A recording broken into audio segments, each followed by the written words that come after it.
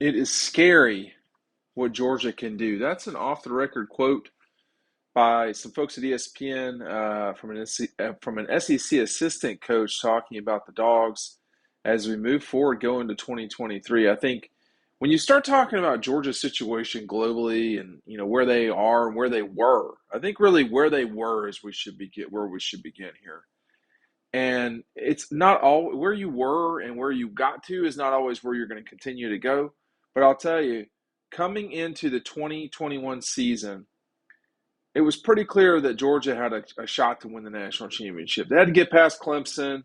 That was an important game. As it turns out, Clemson wasn't as good as folks thought, and they've really not been very good since.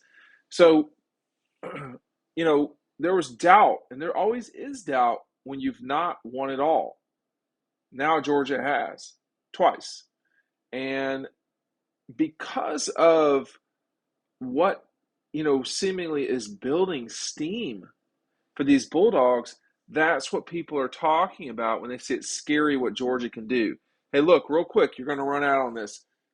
When you get double dogs today, you're going to get confetti. I'm going to run out of the confetti. You've been warned.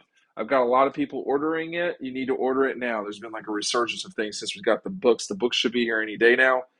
You can pick up double dogs or dog instruction. You get the confetti if you order double dogs. Do it now, or I'm going to run out. Or excuse me, I will run out. The question is if you'll get it or not. But when you came into the 21 season, I remember watching the final major day of college football coming out of the COVID season, and that was New Year's Day 2020. And that day, Georgia survived Cincinnati. I don't really know any other way to put it. They were not the better team most of that game, but their fourth quarter was too much. Some questionable, to some degree, coaching decisions from the other team led to Georgia, really snapping all over the Bearcats. I had no doubt that Alabama would beat Notre Dame. And I thought Clemson was in trouble against Ohio State. Turns out they were getting blown out big time. And so since that time, we've only seen three teams play for the national championship: Georgia, Alabama, and Ohio State. So that day was a precursor. It gave us a look into the future. The quarterbacks were not the same. JT Daniels, Mac Jones, Trevor Lawrence, those guys were all gone by the middle of the next season. It became the Stetson Bennett show, featuring Georgia's defense, essentially, or Georgia's defense featuring Stetson Bennett. And when people say it's scary what they could do, if any program had won back-to-back national championships, that sentence could be said. I mean, that's just all there is to it. The part that's important here is that that sentence can be said about Georgia because they did win them. They won them because of what they've been doing over time. Now, we're going to see some coaches leave. That's already happened with Todd Monken. Guys are going to get opportunities, and they should take them. But it is not out of the realm of possibility that Georgia strings together more of these. And I don't know about 23. I would say they're one of the best 4 teams in the country. And if they don't get to the playoff,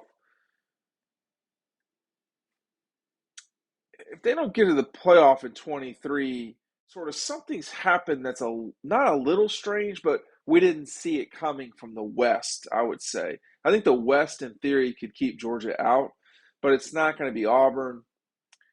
It could be Alabama. It could be LSU. But we don't know power teams come from. It could be Florida State. That's Clemson. We talk about Clemson a little bit in this one. Florida State and Clemson are no longer in divisions that could, in theory, do what Alabama and Georgia did, in 21. They're not going to because Clemson's not that good. And I don't know if Florida State is. So prove me wrong, but I'm not holding my breath. But all that said, whether USC is really powerful from, out in the Pac-12, or, maybe you got a situation with,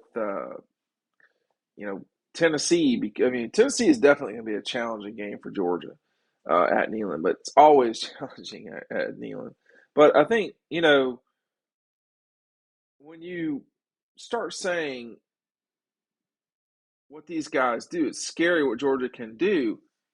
Georgia right now under Kirby has played in the times that I'm talking about, from 2000, well, really 2000 on, 2021 on. They have played these teams. They have played and beaten Alabama, Ohio State, LSU, Clemson. Those are the only teams that have played for national championships uh, since 2015. All right. I mean, the Georgia, that's not something anyone else can say. I mean, Alabama hasn't, I mean, not in the last 2 years. Alabama hasn't played Clemson. I mean, Clemson hasn't really beaten anybody of consequence of late. But Ohio State, you know, you kind of could say the same thing about Ohio State, frankly. And they did beat Clemson in 20. But, when you go back and you look at, you, you look at the 15 national championship, Clemson, Alabama, the 16 national championship, Clemson, Alabama, the 17 national championship, Georgia and Alabama, 18, Clemson and Alabama, 19, LSU and Clemson, 20 was Ohio State and Alabama, 21, Georgia and Alabama, 22, Georgia and Texas Christian. Georgia's beaten all of those teams. I mean, well, and I forgot Oregon. So literally every team that has played for a national championship since the college football playoff began, Georgia's beaten them in the last 30 games. Some of them, they have not beaten any of those teams twice. But the only team that they've played twice in that time is Alabama, and they split those games. So Texas Christian, Ohio State, Alabama, Clemson, LSU. These are all teams that have lost to Georgia. It's in the books. You can get the confetti now. And, um, you know, the games with Alabama have been tight fights, generally speaking. But Ohio State, I mean, Georgia's going to get challenged. And everybody wants to talk about, you know, hey, this could be scary. And they're scary right now. I mean, I don't know who I'd pick to win the national championship before the Dogs. And I don't know. That doesn't mean they can't lose it. I mean, it could be uh, that we see a situation like we did last year. One problem that we get in college football media is it's just a lot of people that look like me, and there's a lot of groupthink. There's a lot of just because something happened, it's going to happen again. We don't know that.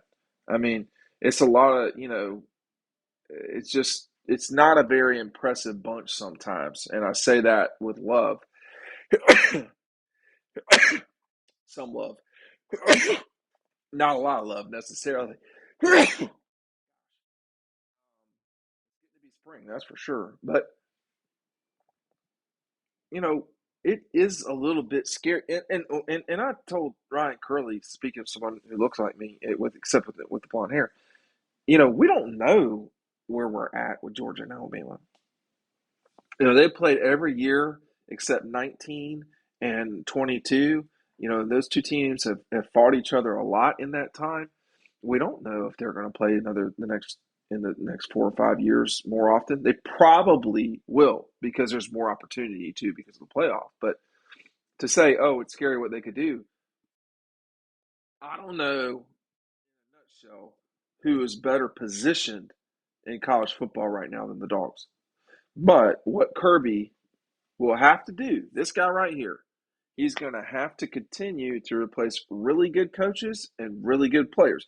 The scary part to me, if I'm college football, is they lost all those guys in 21 and they went undefeated in 22. I mean, that's a little bit like what Alabama did in 19 going into 20. The difference is Alabama didn't win the national championship in 2019.